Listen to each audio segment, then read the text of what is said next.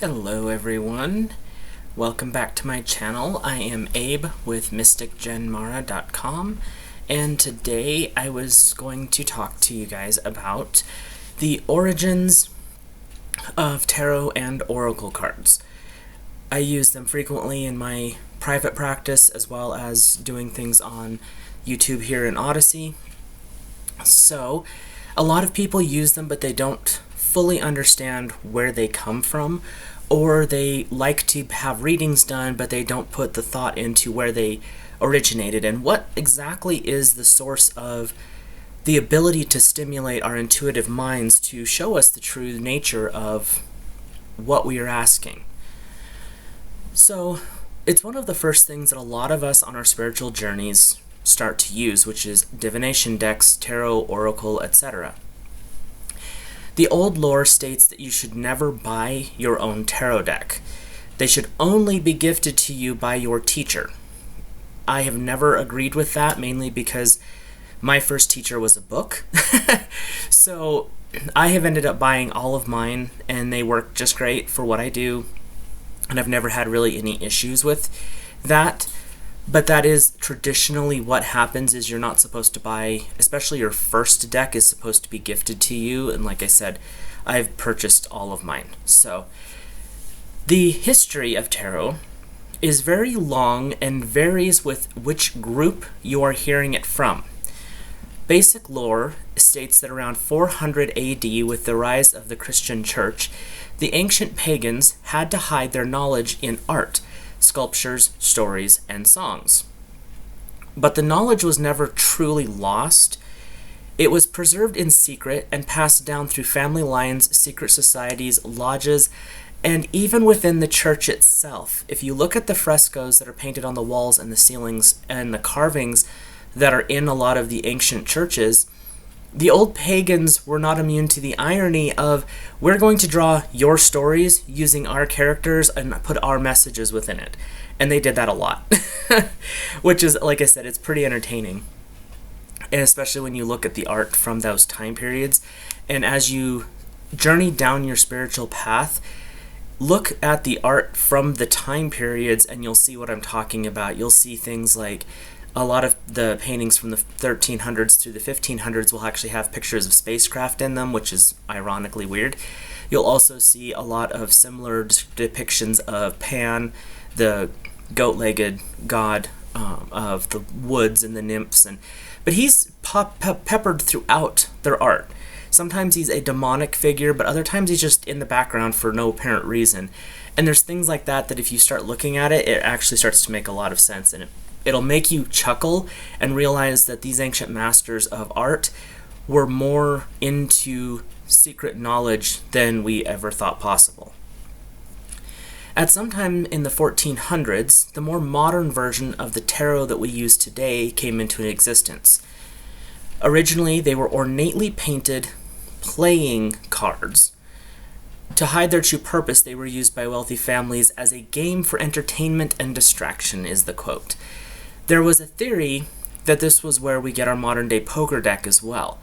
So during this time, the number of cards varied, but it grew to the 78 that we use in the standard tarot deck. Now, I understand there are some decks that have as many as 84, and they still call them tarot, but anything less than 78, they generally tag it as an oracle deck, because it's not a true tarot. This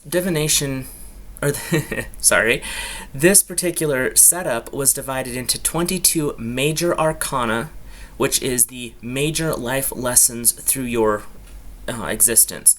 And you will repeat the cycle of the 22 major arcana throughout your life. So I'll get into that a little bit more in a minute. The 56 minor arcana cards are focusing on the 4 elements of daily life, generally divided by swords, cups, wands, and coins or pentacles.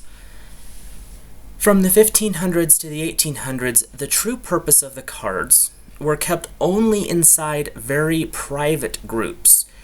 Outside of that, no one really knew the true meaning and the power that the tarot carried.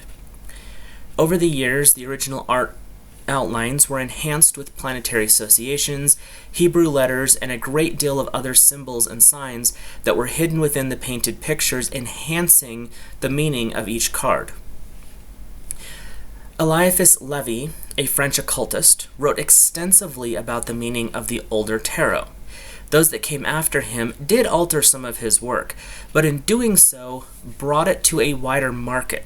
So those little tweaks and changes of what they did actually made it accessible to more people. People like Aleister Crowley and A.E. Waite helped to spread the tarot from the European secret societies into making it a mainstream tool. Each of these two authors brought their own interpretations to the tarot. The Rider-Waite or Smith-Waite was developed by A.E. Waite and an artist, Pamela C. Smith. They published them around 1909. This was also one of the first decks to offer pictures with the minor arcana instead of just numbers and the symbols. So originally it was like the number 9, there'd be 9 wands, 9 swords, 9 cups, 9 coins. What we have today is a variety of different stylized pictures that go with each card, but they all go back to the core meanings for that card. So the deck that is most commonly referred to as a starter deck, which is the Rider-Waite or the Smith-Waite deck, but I recommend finding a deck that resonates with you. And if you're willing to start looking into a first-timers deck, I would find something that is the Rider-Waite, good traditional deck, or something along those lines. There's a lot of basic decks out there, and I'll link some in the description below, that are good just to start out with. Because you don't want to get too in-depth with your first deck, something that's extremely esoteric, because you're going to lose interest or you'll be overwhelmed by what you're seeing there. The tarot is unique in what it is. It actually triggers a subconscious mind, your subconscious mind's memories, which are tied to your DNA. Science is finding this out, which people in the metaphysical community have known for years, that we have a bloodline memory that goes back through our entire generations. The tarot actually can awaken that and help you understand things on a very deep level. So if you get a deck that is extremely esoteric and full of symbols and meanings and all this other type of information, which is good eventually, but if you start out with that, you're going to overwhelm yourself, and that's why I say find a deck that resonates with you, and I will link some of the good ones that are beginner decks just because they have a lot of detail and a lot of color, but they're not overwhelming, in the description below this video. So the other person that helped really work with the tarot was Aleister Crowley. He developed an intense deck, and this is one that I do not recommend for people who are just starting out, because of Crowley was a unique individual, and he believed that once you reached a certain point in your practice, it was time to throw off all shackles and bury yourself in your studies. And so his deck, which is based on the mystic path of Thelema, which was his personal lodge that he developed, is called the Thoth or Toth deck.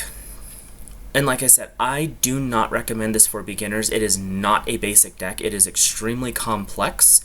So save that one for a later date. Learn the basic tarot, Rider-Waite, or one of the other ones first, and kind of get your feet underneath you, and then you can start working with it, and you'll understand when you work with it why I say it's not a beginner deck.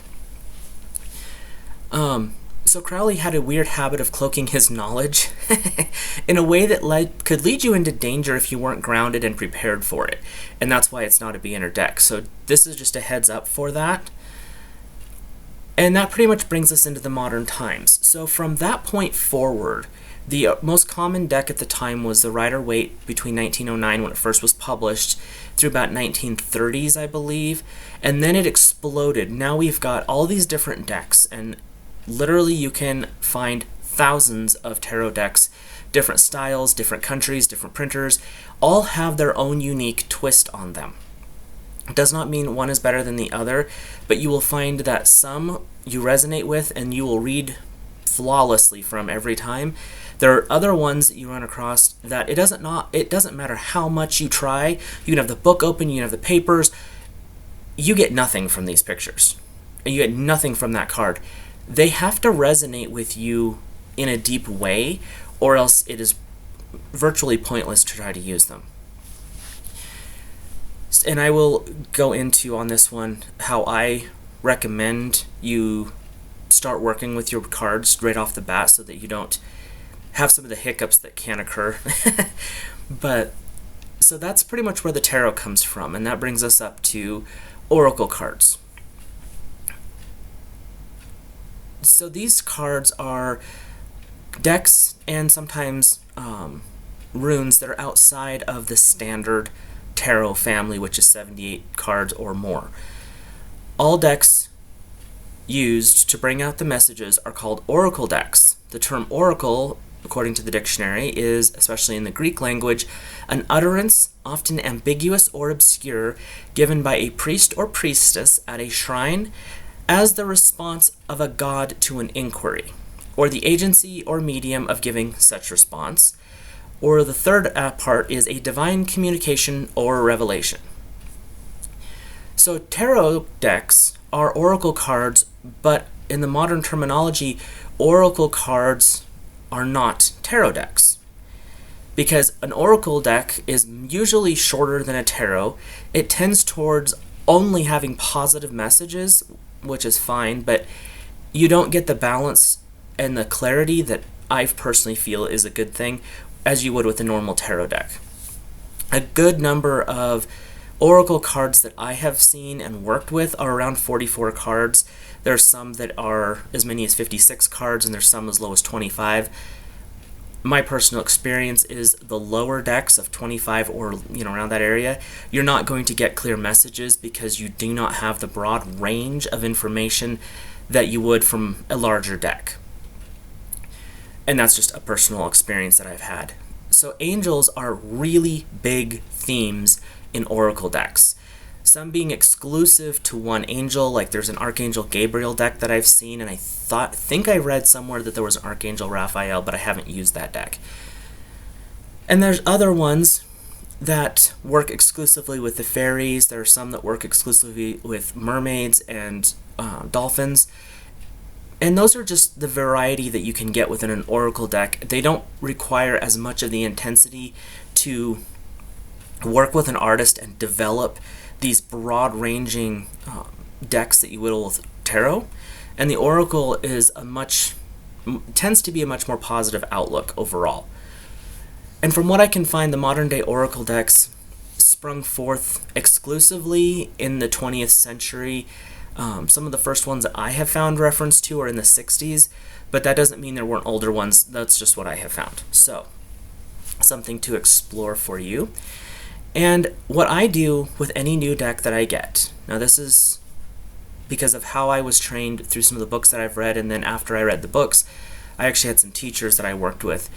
The recommendation when you first buy a deck of cards is to take it out of the case, or out of its box, or out of its whatever, the plastic, and then to, if you can, because there's some of these decks are huge, like this deck, which is the Angel Tarot that Radley Valentine does. Let me move my notes here so I can see what I'm doing. Whoops. This deck is huge, and my hands aren't that big. But, because what you can do with smaller decks is you can fan them out, like so, and you'll want to touch each and every card and hold it to your heart and say something along the lines of a prayer asking for God Source energy to work with your deck and you. One that I use is, Dear Holy Source of all, through the faces of the Lord and all the angels, please bless this deck and help it to align with my energy field. Then I will touch each card. I will put them back into their pile in their box or however.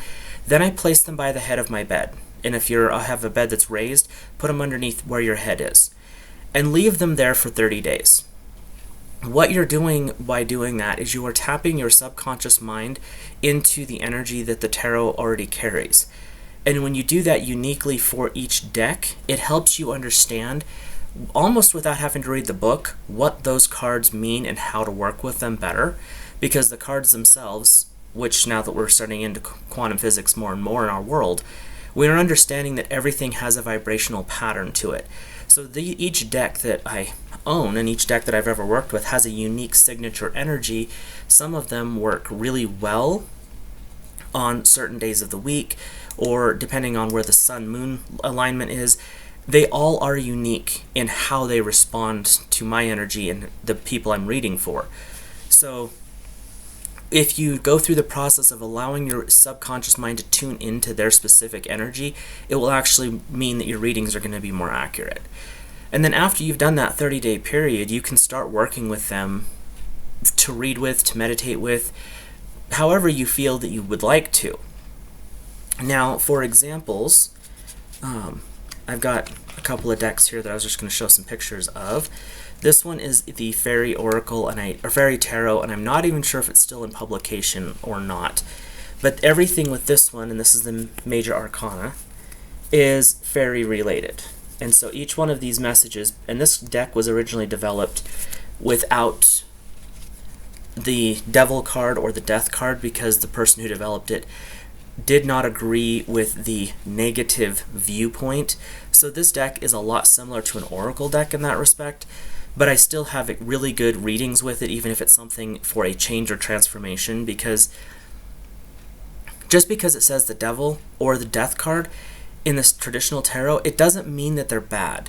The Devil card is usually a person that is there to stir the pot with you, sometimes to shake up your world or to cause chaos and help you understand what you're doing or where you're at isn't where you're supposed to be, so I'm going to devil you until you wake up to what's going on. Like the Death card doesn't mean that you're dying. It can mean that, but that's not normally what it comes out as. It means that an aspect of what's going on in your life has to die. It is time for it to end. It is time for it to be over. And instead of calling it an endings card, they traditionally called it the Death card because death was an ending period. And so that's why they would do that. So going on with the Fairy Tarot, each of these, I had to take notes because I don't. This deck is a unique deck because instead of going with swords, wands, cups, and pentacles or coins, it goes for the Spring card. If I get the light to turn up. And the Spring is the Fire or Wand card. Then you have the Summer, which is water or cups. Then you have the Air, which is swords, which is winter on this deck. And then you have Autumn, earth, or pentacles. So each of these decks can be very unique. So that's the Fairy Tarot. Now, if we move on to, sorry, I have a small desk space, and so I have to be careful not to cause an explosion with my cards, or then I'll have to chase them. Okay, I'm missing a card. That's weird. There it is. The Angel Tarot, which is by Radley Valentine as well. And with this one, the Air is the Swords card, and it's they use unicorns. You have the Water, which is the cups, and they usually have mermaids or dolphins in the pictures, as well as cups. And then you have the Fire, which is the Wand card, and they all have some form of dragon in them, and they usually have wands as well. And the last one is Earth or pentacles or coins, and it's for more fairy and more earth gnome type stuff, but usually there's coins hidden somewhere in the picture, so it helps you to understand which one you're working with. And then this other deck is one of my, I have had this deck for a while. I don't usually read from it because it doesn't resonate for me. It was one that I bought impulsively because I was like, oh, it looks fun, and then I got it and I'm like, I don't like this. And so with this one, and like I said, this is just me, I'm not a big fan of this deck. You have the gem cards, and this is why I'm not a big fan. And these are the earth cards. And the pictures on the minor arcana are all just gemstones except for the court cards. And they just don't resonate with how I read, so they're not something that I like. But this deck has the gems as earth, and it has the shells as the water. And like I said, they're just to me, they just don't resonate. So this, I'm showing you 4 examples. You have the Wings, which is your air deck. Spiked butterflies, pretty much exclusively butterflies on it, which you can get a lot of information from the wings of a butterfly, but it's still not as vibrant as some of the other ones. And then the fire court cards are or fire element cards, is the Rose, which is also in the other decks, the Wands. And so, like I said, for that one, it's just not a deck that resonates with me, and it's not that they're not a good deck. It's a good deck, just not me. And then I have a standard deck, which is the Art Nouveau deck from Llewellyn, and it is very artistic, but it's a unique style of art. Like, this is the Fool card. And this deck, I have to be careful because it can be a little bit risque just because of the art style that you're going with. It's very romanticized art from back in the day. But the amount of information that you can pull from these cards is impressive. They are just a very... I almost use the term chatty, because when you start working with them and they resonate with you, there's a lot of information that will come through, and I like to use the term they talk to you, and that's how I feel that it is it's willing to communicate more clearly. Now, what I was going to do, let me move some decks here, is take you through a major arcana path message. Because I said earlier, the major arcana shows you the path in life, the paths of your life, different aspects, and where you're at in life. And each aspect of where you're at depends, because you'll grow and you'll cycle through, but the 22 lessons in the major arcana are life lessons that are on a continual cycle. You're always going to go through these. You're always going to process these. It is not something where I'm stepping outside of that. I can just walk away. You can try. That's all I have to say there, because you're not going to. And the reason I say that is, if you take and go through them from a psychological standpoint, the 22 major arcana cards are very, very strongly aligned to the different aspects of a person's personality. So each time you go through them, you're going to look at and be like, well, oh, I resonate with that. Or, man, that really fits so-and-so really well. I wonder if that's where they're going with their life at the time. And so each time you start working with them, you're going to see that pattern forming out.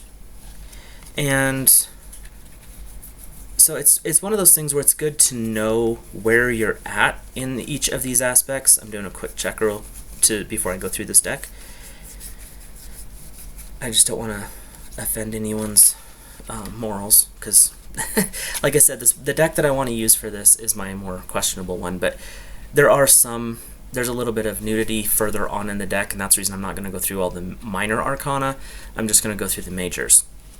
So when you start off on a path, and any journey you start, and it could be just the start of your day, you could literally cycle through all 22 of these in a day if you were paying attention to the aspects of your life. You start off with the Fool card. It's the 0 card. It's that blind naivete where you know what you're going to do, and you're going to do it, and you're just going to have fun, and you're going to play, but you're going to have the snake snagging your heel. You're going to stumble. You're going to trip. You're going to fall. This is just life. With this information, you start to understand that you don't know everything, that you are learning, and you need to figure it out. That is basically the initiate card. So once you get through a lot of your hiccups, a lot of your struggles, a lot of your trips, then you become the magician. You have mastered the 4 elements, the cups, the wands, the swords, the coins. You've mastered the 4 elements. You know your physical world, and you have the ability to manipulate it to a point, but you're also starting to understand yourself. And with this, the tarot and esoteric concepts are all in a masculine or feminine energy field. So I'm going with that. No, that information as we work through these, it's not saying, well, men are better or women are better. It's not that. It's going with the energy of the card. And from that mastery of the primary elements within your body and within your base world, you step into the realm of the High Priestess. You start to tap into that feminine aspect of who you are. You start to understand that for balance, you have to have masculine and feminine natures. And the High Priestess is showing you that there is a divine feminine aspect of who you are. It is a nurturing, it is a caring aspect. It's not something that is out there going to war. You're showing that there's compassion in the world. You're showing and understanding that universal love. And that is something that is extremely difficult when you first walk into it, when you first start to understand that if you approach things with compassion, you tend to have a better response. It's a weird lesson when you have to try to learn that. But the Divine Feminine can help you access that knowledge in a much more rapid pace. The next one, stepping into from the High Priestess, is the Empress. Now the Empress is showing the royal regal aspect of the Divine Feminine. It's showing you that, yes, you can be this compassionate person, you can show that universal love, but you can also be a force to be reckoned with. An Empress, and it doesn't matter which culture you look at, was a warrior queen. She was not someone that was to be trod upon. She had aspects of herself that were extremely powerful, and with a whim, she could totally end people. And it was the Empress and the Emperor and the High Priestess do rely heavily on their emotional states, and that is something when you start accessing this, you have to understand your emotions can be a tool and a weapon. It's not something to control you. You have to gain control of them, and once you have control of your emotions, it brings you to the Emperor, the wise masculine energy of growth. It is, I know who I am, I know where I'm at, I can pick to fight, or I can pick not to. I have mastered my emotions, and I will continue to master them, because your emotions change and grow as you do. And it's an ass showing you that that dominant nature is good, it's very outgoing, very projective. But then comes the Hierophant, which is that stepping back into your wisdom. You don't always have to be right. You don't always have to be aggressive. You don't always have to be the outgoing, domineering aspect. The Hierophant is there to show you that there is wisdom in silence. You do not always have to fight every fight. It's that finding that balance of going to war, staying home, fighting, being a doormat, being aggressive, or stepping back. And so the Hierophant shows you that wisdom. Then you have to marry your masculine and your feminine energies, and this is where the Chariot comes in. Or the Chariot, I looked at the wrong card. The Lovers.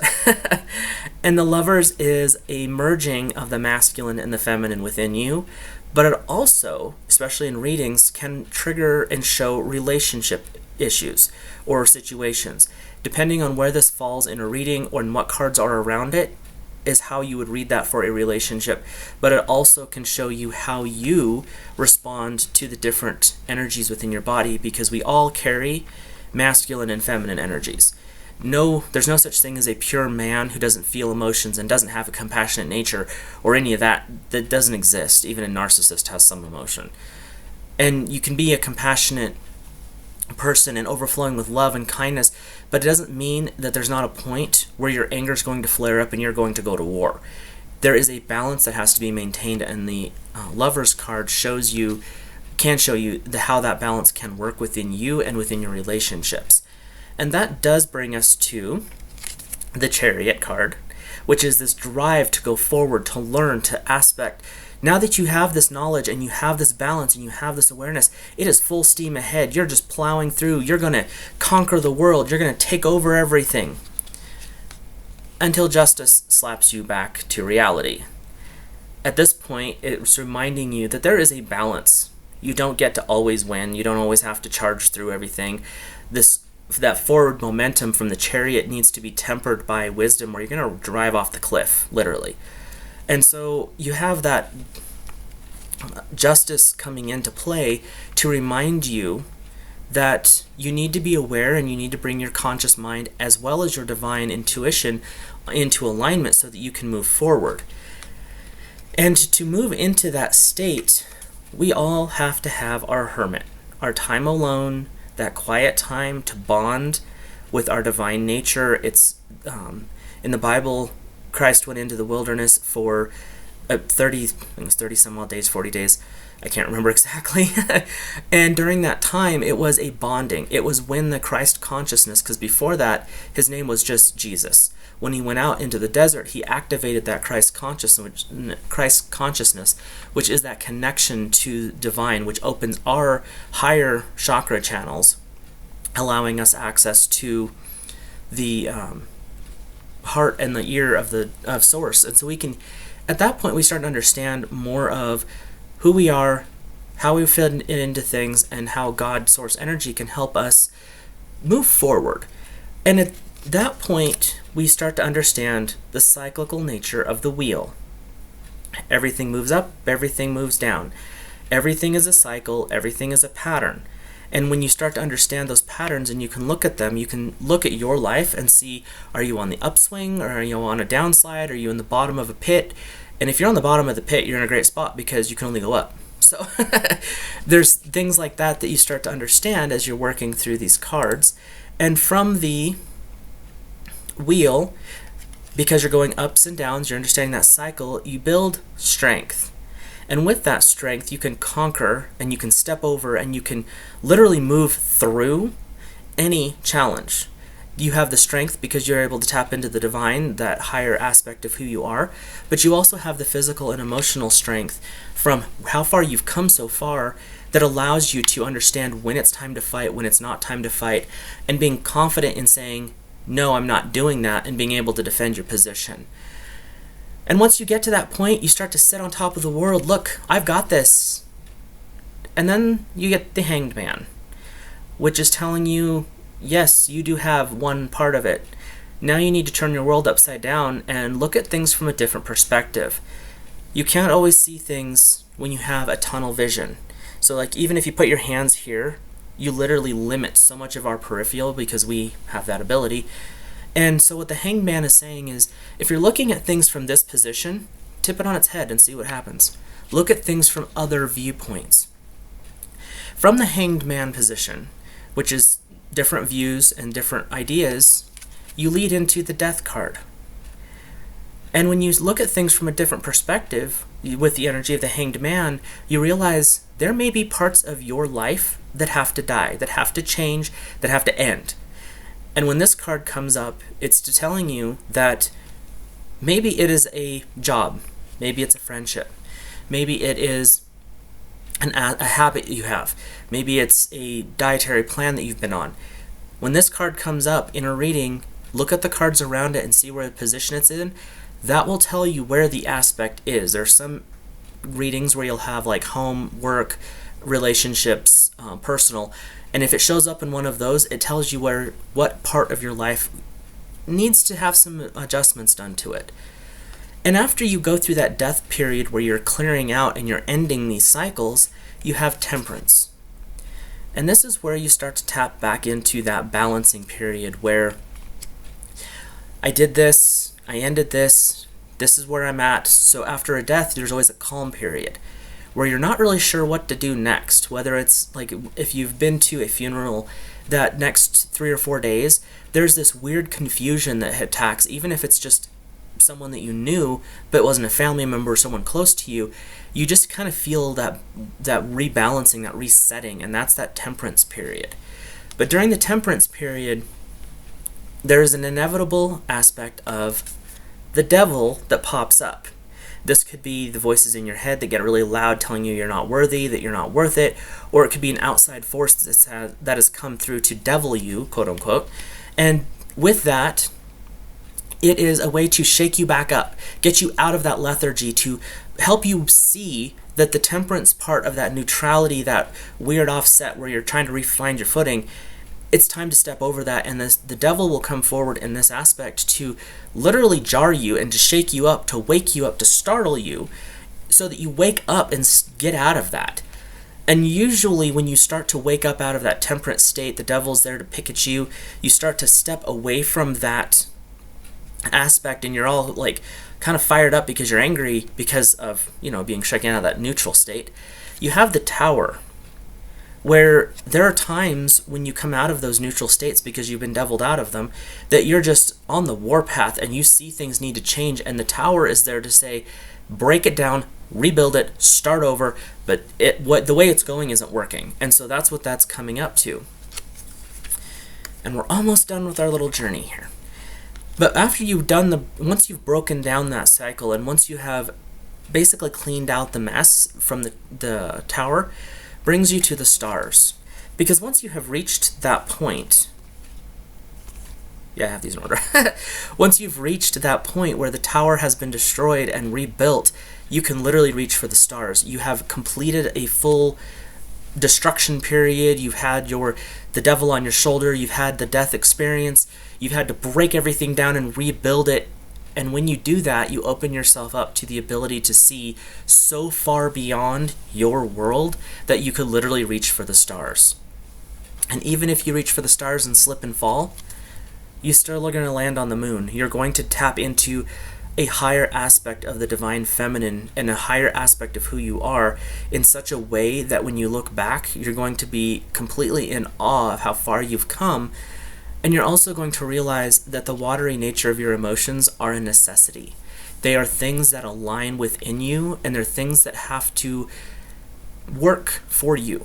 And you've come to an ability at this point where you can control that. Then you also have the sun, which is the masculine, divine masculine energy. It's very fiery, but you have now moved beyond one being dominant to the other. Your fiery nature is in balance with your watery nature. The sun and the moon are partners in life and in our solar system, and now you have been able to master your emotions and your logic, and you've been able to bring them together in a marriage situation. And when you bring them into that balance, you have the judgment. And this judgment can be yourself to yourself, or the outside world, might be judging you. Because when you have reached that state where you find that balance and you're starting to restabilize, the outside world is not going to be okay with that because you have something they want, and the way that they're going to deal with it is to judge you. Oh, look, you think you're better than everyone else.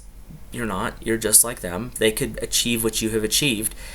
They just don't want to put the work in. And that doesn't mean good, bad, or indifferent. Their soul journey may have them not putting the work in this time, and that's fine.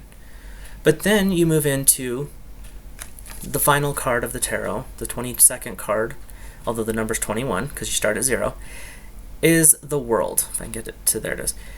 And the world is saying, look what you have accomplished. Look how far you've come. Everything is in a cycle, everything begins and everything ends. And when the world card comes up, it's saying that you've completed a cycle, but the next cycle is just beginning. And then you start back at the Fool and you work back through the cycle. The major arcana are amazing in that respect because they literally can show you an entire section or an entire pathway of your life. And when you start on a spiritual journey, these are to me, the cards that if you pay attention to them and listen to the messages that are in them, you can actually move through your studies and you'll see where you're at, you'll know where you're at, and you'll know what's coming, and it just makes things a lot nicer as far as kind of knowing what to expect. The one thing, if you've ever read the Philip Pullman books, the Golden Compass, and when you read about the compass in there, and like she can look at one picture and then there's like 3 or 4 other pictures lined up with it, and there's just, the more she stares, the more information she gets. That's how the tarot works. You'll get like what I just went through is the surface level. But if you go through there and you start to really focus on, let's say, the lovers, it will take you as deep as you're willing to look right now. And that makes a huge difference in surface level readings like I do live and a lot of other people do, or personal readings where you do a one-on-one with a reader. They can go so much deeper and see so many more things if you go on a one-on-one with them than you would if you were just looking at them from watching a YouTube or an Odyssey or something like that. Because when you're reading for a group, you can't get that depth because each person is going to have a unique position. Their life is going to be on a different journey. So the other thing, if you guys are watching this and you're curious, I could also start to do a little meditation sessions if you want on here with going through each of the tarot major arcana cards. It'll be 22 videos or so, or I could double them up and do 2 per video. It just depends. If that's something that you were interested in, if you would leave a comment below, I'd really appreciate it. And if you liked what I did today, hit the little like or the fire button if you're on Odyssey, and subscribe. And if there's a little notification bell, if you want to know when I am doing future videos or when they drop, you can click that too. Other than that, I appreciate your time today, and this video is a little bit longer than what I wanted, but that's okay. And I will talk to you guys on the next video, and I will see you later.